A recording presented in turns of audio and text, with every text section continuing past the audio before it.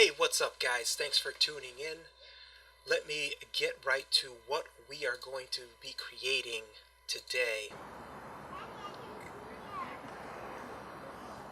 Okay, so here we have it, BB8 walking on the sidewalk. Okay, I just thought that since Andrew Kramer gave us this star pack for Element 3D with all these different files, that we could actually go ahead and learn to use some of this. Okay, so go to Video Copilot. I'm going to put the URL in the description. Download the pack, set it up, and let's get to it. First thing we got to do, make a new composition. There we go. And go into your effects and presets and type in cam and bring up 3D camera tracker. Drop it right into your footage and let it analyze. Okay, we are back, and if we click on the clip and click on 3D camera tracker, you'll see that 3D camera tracker has done its job. It has analyzed the footage and it has solved the camera. Okay, so now what we want to do is hover over the sidewalk and decide which one of these targets kind of lines up with the sidewalk. And I'm thinking, let's see. This one's kind of cool. This one is good too. A lot of good ones here. I'm going to go ahead and pick this one. So I'm going to right click and set ground plane in origin. And now I am going to pick 2 or 3 nulls here, like that, and right click and say create 3 nulls in camera. Wonderful. Fantastic. Now what we want to do is bring in our 3D model. Let's go ahead and make a new solid by right clicking and picking new solid, rename it Element 3D and saying OK. Okay, in your effects and presets, bring up Element under Video Copilot and drag it right onto your solid. It has been applied. Congratulations. Let's go ahead and go to the scene setup. Go to your star pack and pick the BB unit. Nice model. Okay. Press OK. And look at that. Absolutely nothing. Not exactly. It is there, however, we can't see it because it is out of the view of the camera. So what I'm going to do is just pick one of these nulls here and press P for the position, and I'm going to see that it's at negative, looks like 637 or so, and I'm going to copy that. Select my element layer, select group 1, particle replicator, and I'm going to paste that position on the position Z parameter here. So I'm going to command V, and it's just gonna be a starting point. I am going to start looking for my model. There he is. Okay, there he is. All right, so let's get him to the middle. Okay, and let's go ahead and bring him a little closer,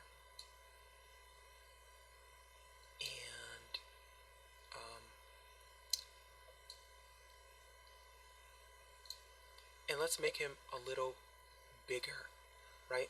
So if we go to particle look, let's make him about, I don't know, 12, 15 or so. That looks pretty good. Alright, let's bring him back into Z space. Okay, and put him in the middle. And now we are ready to begin. Wonderful. So now you're halfway there. Congratulate yourself. There's not much to this. except the fact that most of this tutorial is about compositing, really, and a little bit of animation. But compositing is the key here. We want to make sure that our 3D object blends in with the live action as much as possible. And to do this, we have to understand things like that the model is extremely sharp while its surroundings are a little blurry. The lighting is very important. Shadows will dictate a lot of what is believable and what is not. So let's keep that in mind as we start to work on this. So first things first, let's go ahead and make a little shadow. And let's go ahead to our scene setup. And what we're going to do is we're going to make a new plane. Okay? And let's go ahead and bring up the size of the plane. This is important. As if this was like the sidewalk, right? And so we're doing that. Everything looks wonderful, honky-dory. And let's take the plane model out of this folder here. And let's go and select the material of the plane model, go all the way down, and press Match Shadow. Okay, that's going to make this disappear. However, the shadow that we create will be able to shine on this plane, and that's exactly what we want. Make sure you put the plane model to 2, okay, group 2, and press OK.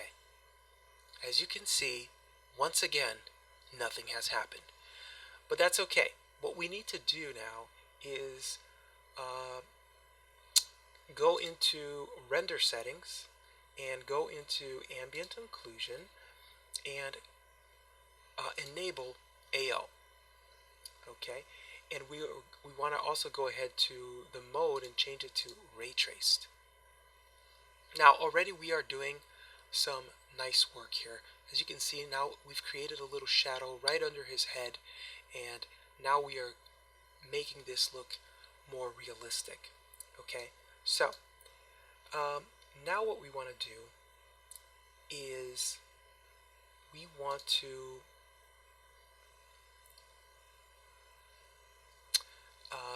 make that shadow under BB8 appear. The problem is if we uncheck here Matte Shadow, we will see that this plane is not lining up to what you see in Cinema 4D. That's because we adjusted the position of the 3D object for the BB8 but not for the plane. So we have to go ahead and do that. And so if we go to group 2 and once again to particle replicator, we want to go ahead and position this right under Mr. BB8. And let's go ahead and do that. Okay, and bam, there is your shadow. Okay, one thing that we see off the bat is that it looks like he's not exactly lining up to the sidewalk that we want to, and it's hard to see with a model like BB8, but it's very clear when we bring up the plane. So let's go ahead and play with the rotation of the plane until we get the sidewalk to the plane to line up with the sidewalk. So let's play with this right here. Good. Easy peasy. The Y rotation kind of did it for us. And what we want to do is kind of match the Y rotation of the plane to, or match it, the Y rotation of BB8 to that of the plane. So let's go up here to rotation on group 1 and put in -5. Okay, so now he's looking directly at the camera too. Alright, wonderful. So now that that's established, we can go ahead and check enabled here, and that will disappear. Now what we want to do is work on this shadow a little bit. Okay, so the max distance will regulates the size of the shadow, and so let's go ahead and make a lot smaller shadow. We want just a small grounding shadow. something like that. Maybe a little more. Um, the gamma, I guess it's okay like that, but that will also dictate how hard of a shadow that is. So that's kind of a soft shadow. We kind of like that. That looks good. All right. So now what we want to do is let's work on uh, the depth of field of the camera so that it can kind of match what its surroundings, right? So if we go to 3D camera tracker here, 3D tracker camera, we go to camera options and we turn on depth of field. Okay, now it looks pretty darn good actually already. And you're thinking, well, no, it looks a little, too blurry. Yeah, but remember, this is blurry too. And so what we want to do is make sure that we match. Okay, it's not exactly once you see something super sharp and everything's blurry, your eye says, hey, something's wrong here, and we really don't want that to happen. Okay, so this is good, at least for now. Yes, we're going to tweak it, but it's good for now. Another thing we want to do, we want to add some lights, and I didn't do this on the MOV that I showed you, but we're going to do it here. Part of making something realistic is that we put in shadows, right? But it's not uncommon to have more than one shadow. We see the light coming from the sun on the right, so I believe there should be, even if it's a very small shadow, should be a small shadow here on the left, a very faint shadow, because there is light that spills over. That's why this is visible, right? Because there is spillage of the light source, and we have to account for that. So let's go ahead and make a new light. Spotlight's fine, and we want cast shadows to be enabled, and we press OK. Now here's our light, and lights can be a little tough to deal with. So what I do is I go here to our element and I see where our particle or our 3D object is. Okay, so here's X, Y, and Z, and what I'm going to do is match that positioning to this light. Okay, so let's go back there and just see what those coordinates are. So I'm going to copy this first one and memorize 540. So I'm going to paste that and tab over and put 540 and go back to here and just copy this Z coordinate to this last one here and just press enter. And now we see that the light is right at the base of our model. Great. It's a great starting point. And now we can go ahead and just move it up and move it to the side.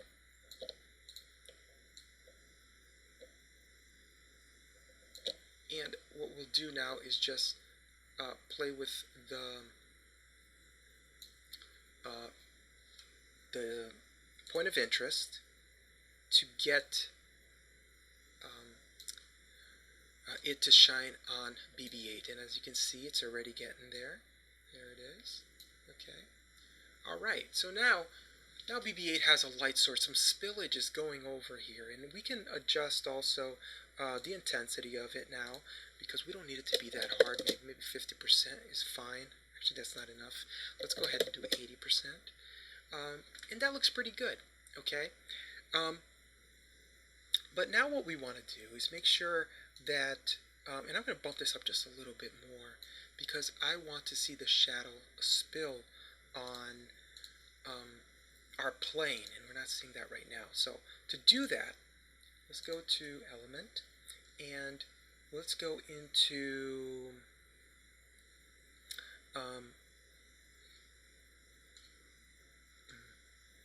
lighting, okay, and shadows. So let's go into shadows here. I'm going to enable shadows, and there we go. Except that it's way too bright, okay, and that's fine. Let's go in here into the light and bring it down back to 80. We like that how it shines on BB8 80, but it's extremely dark on the floor, right? So what we need to do is shadow darkness here. We're going to bring that down.